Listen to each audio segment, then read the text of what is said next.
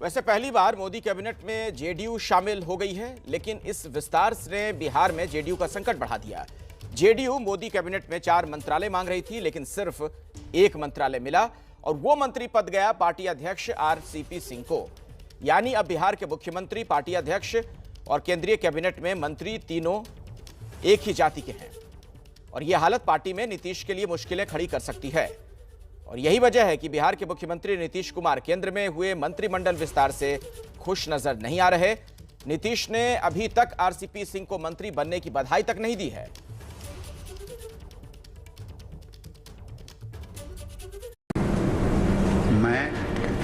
मैं रामचंद्र प्रसाद सिंह ईश्वर की शपथ लेता हूं। जेडीयू के राष्ट्रीय अध्यक्ष आरसीपी सिंह को मोदी मंत्रिमंडल में जगह मिली, लेकिन जेडीयू खेमे में वो खुशी नजर नहीं आ रही जिसकी दरकार थी। जेडीयू कार्यालय में आरसीपी सिंह के समर्थकों ने ढोल बजवाया, गुलाल लगाए, मिठाइयां बांटी, पर सिवाय जेडीयू के प्रदेश अध्यक्ष और पार्टी के गिने चुने अधिकारियों के सिवा कोई नहीं दिखा। किसी भी राजनेता के लिए गौरव का विषय होता है केंद्र के जो सरकार है उसमें मंत्री बने, और मैंने तो आज तक जितनी भी जिम्मेवारियां मिली है सबको बखूबी निभाया है, इसको भी निभाई। नीतीश कुमार की तरफ से अपने इकलौते केंद्रीय मंत्री को दिया गया कोई बधाई संदेश भी सामने नहीं आया। आखिर नीतीश मंत्रिमंडल विस्तार से उत्साहित क्यों नहीं है, इसे समझ लीजिए।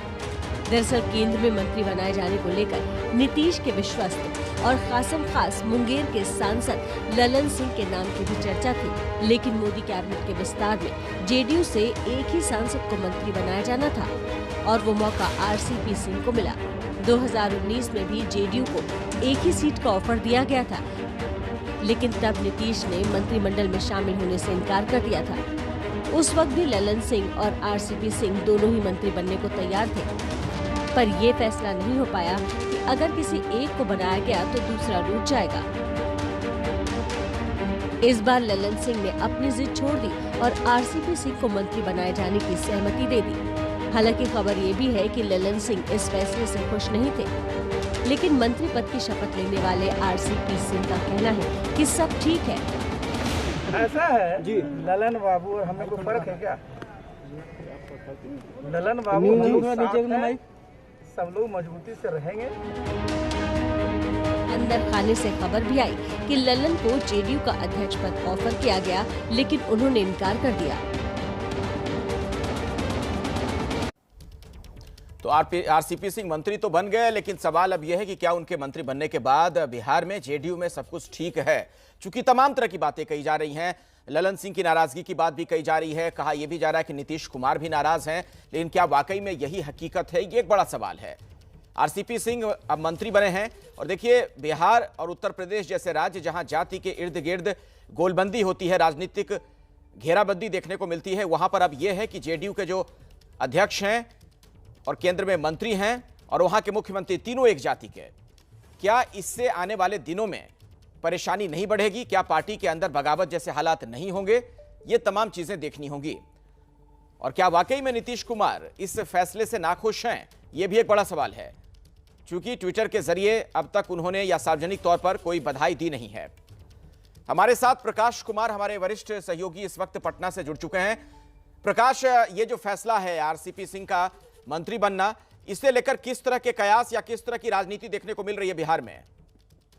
देखिए, सबसे हैरान कर देने वाली बात यह है कि अब तक बिहार के मुख्यमंत्री नीतीश कुमार, जो जेडीयू के सर्वमान्य नेता माने जाते हैं, उनकी तरफ से एक भी ट्वीट या एक भी प्रेस रिलीज जो बधाई देने के लिए हो, या तो अपने ही मंत्री जो बने हैं आरसीपी सिंह उनको, या फिर पूरे मंत्रिमंडल विस्तार जो हुआ है उसको लेकर के कोई ट्वीट नहीं आया है, ना ही कोई प्रेस रिलीज आई है।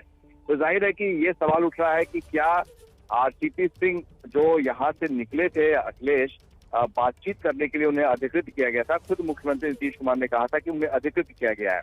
वो खुद, एक बिहार में कहावत है, आप बेहतर समझ सकते हैं कि अगुआ जो शादी में जाता है वो खुद दुल्हा बन बैठा। तो ये कहावत को लेकर के लोग जो है वो मजे ले रहे हैं। जेडीयू के जितने भी नेता हैं सभी जुबान में अपनी बातें कह रहे हैं।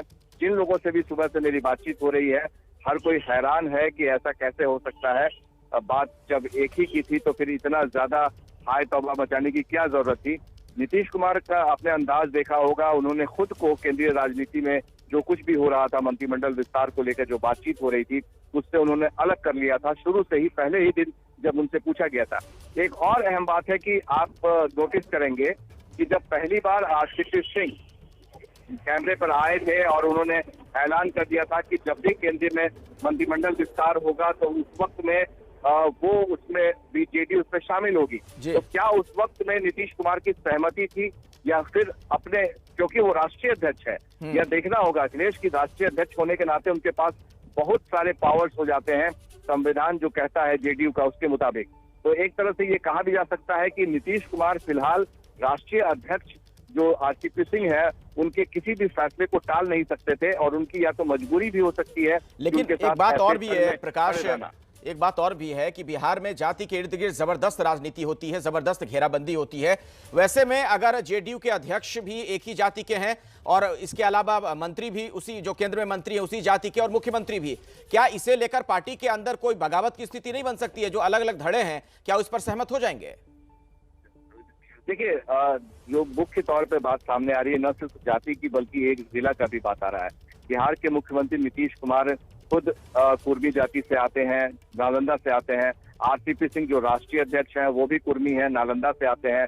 कैबिनेट मंत्री में भी वही बने हैं। तो इसको लेकर विपक्ष सवाल कर रहा है और बार बार आरजेडी कह रही है कि सिर्फ एक पार्टी और एक जाति और एक जिले की ही सरकार ये बनकर रह गई है और ये लोग उसी का काम करते हैं। तो ये उन्हें एक मौका मिल गया है। पर जेडीयू के अंदर में जो बातें हो रही हैं उसको लेकर भी सवाल उठ रहे हैं कि जेडीयू के अंदर नेता कह रहे हैं कि ये कैसे संभव हुआ जब जिसे इनकार कर दिया गया था उस ऑफर को पिछली बार 2019 में नीतीश कुमार जब खुद थे, तो फिर इस बार वही क्या मजबूरी थी जो उसे स्वीकार करना पड़ा। बिल्कुल बिल्कुल सही कह रहे हैं प्रकाश, बहुत बहुत शुक्रिया इस जानकारी के लिए आपका।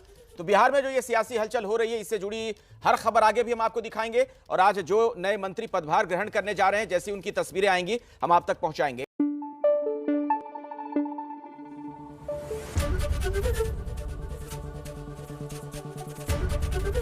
एबीपी न्यूज आपको रखे आगे।